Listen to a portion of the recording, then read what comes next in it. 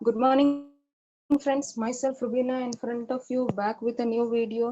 आगे बढ़ने से पहले मैं चाहती हूँ कि आप मेरे चैनल को लाइक करें, सब्सक्राइब करें ताकि आगे के नोटिफिकेशंस वीडियोस की आपको मिलते रहें और बेल आइकन पे क्लिक करना ना भूलें। Thank you so much.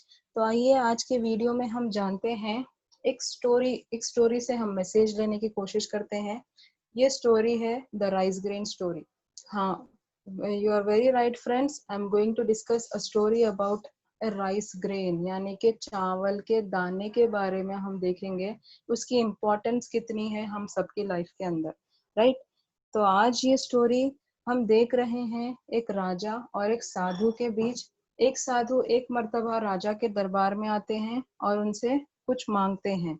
तो राजा बहुत ही प्रसन्न होते हैं जब ये साधु उनसे वो चीज मांगते हैं और बहुत खुशी से उन्हें देने के लिए रेडी हो जाते हैं। और जो राजा थे वो बहुत ही दयालु किस्म के राजा थे, अपनी प्रजा का पूरा ख्याल रखते थे, अपनी सेना का पूरा ख्याल रखते थे और उन्हें किसी भी किस्म की तकलीफ होने नहीं देते थे।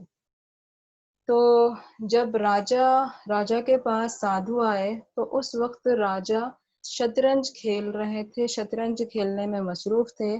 तो साधु को देखकर राजा ने सवाल किया कि मांगो साधु क्या चाहते हो, मांगो साधु क्या चाहते हो। तो साधु ने जवाब दिया कुछ अनाज के दाने चाहिए।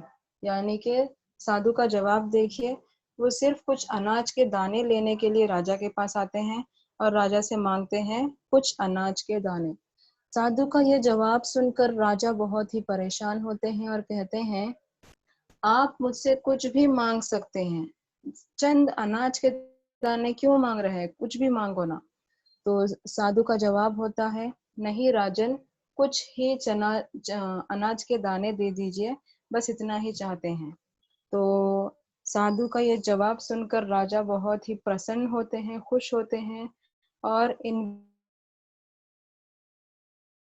हेल्प करने के लिए, इनकी मदद करने के लिए अपनी सेना को बुलाते हैं। लेकिन बुलाने से पहले साधु का जो कंडीशन था अनाज लेने का, राजा का जो चेस बोर्ड दिख रहा ना, तो राजन से कहते हैं कि राजन आपका जो शतरंज का बोर्ड है उसमें का एक बॉक्स में एक दाना, दूसरे बॉक्स में 2 दाने, तीसरे बॉक्स में 4 दाने, चौथे बॉक्स में 8 दाने, इस तरह से मल्टीप्लाई डबल करते हुए मुझे दाने चाहिए।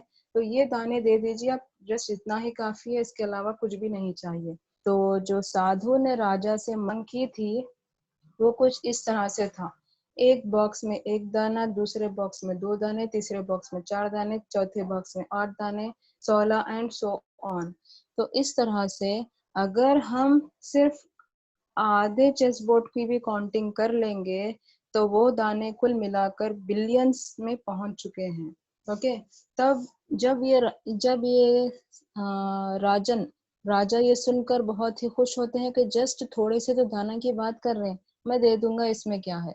और राजा ने तुरंत अपनी सेना को बुलाया और सेना को हुक्म दिया कि साधु के लिए कुछ अनाज के दानों का इंतजाम करो और उसकी कंडीशन ये है चेक बॉक्स के अंदर ये काउंटिंग करते हुए अनाज के दानों को देना है। तो सेना रेडी हो गई इस काम के लिए और सेना आगे बढ़कर काम करी। जब तक वो आधे काउंटिंग्स तक पहुंचे तो वो बहुत ही हैरान परेशान राजा के दरबार में हाजिर हुए फिर से राजन राजन कहकर। तो जब राजा को मालूम हुआ कि इसकी काउंटिंग के बाद इस तरह से अनाज के दाने बढ़ते ही जा रहे हैं। ओके, अनाज के दाने आप देखिए ये कितने बढ़ते जा रहे हैं और इसको काउंटिंग करते हुए वो लोग थक जा रहे थे। लेकिन फिर भी उन्होंने कसर नहीं छोड़ी, उन्होंने कंटिन्यूअसली काउंटिंग करना जारी रखा और फाइनली उनको मालूम हुआ और वो राजा के पास आए हैं कि ये साधु जो मांग रहे हैं ये बहुत ही अनकाउंटेबल है ये चीज। और राजा इस चीज को सुनकर हैरान होते हैं और सवाल चौकन्ने हो जाते हैं।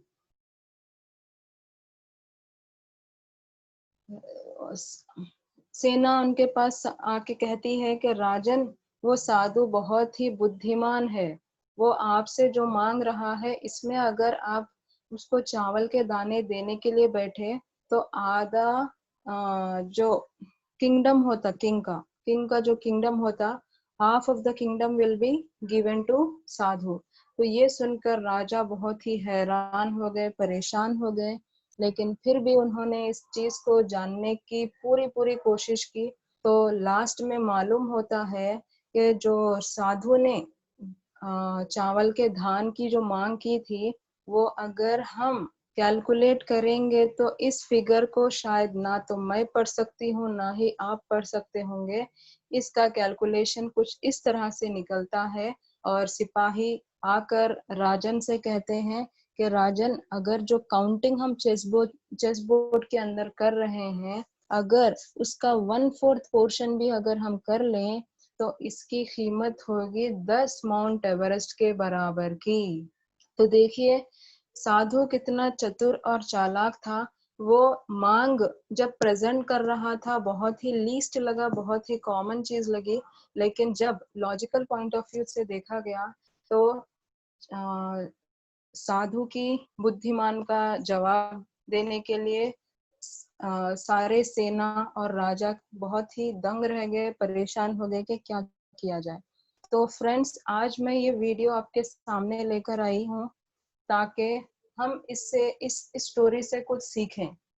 ये स्टोरी हमें ये संदेश देती है कि कंपाउंडिंग, डुप्लीकेशन, मल्टीप्लिकेशन का पावर कितना है।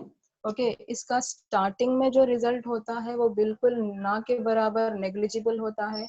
आप देखिए कि बॉक्सेस में एक दाने से स्टार्ट हुआ और ट्रिलियंस और इसके आगे जो भी काउंटिंग होती है उससे ज्यादा उसका पावर चले गया। तो आज आपको मैं इस वीडियो से ये संदेश देना चाहती हूँ कि डुप्लीकेशन, मल्टीप्लिकेशन और कंपाउंडिंग का जो पावर है, इसको एल्बर्ट आइंस्टाइन ने 8th wonder of the world कहा है।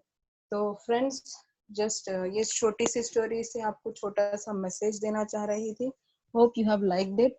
अगर स्टोरी पसंद आए, अच्छी लगे तो लाइक बटन को क्लिक करना और अपने फ्रेंड्स को शेयर करना और सब्सक्राइब करना ना भूलें ताकि आपको आगे की वीडियोस की नोटिफिकेशंस मिलती रहें।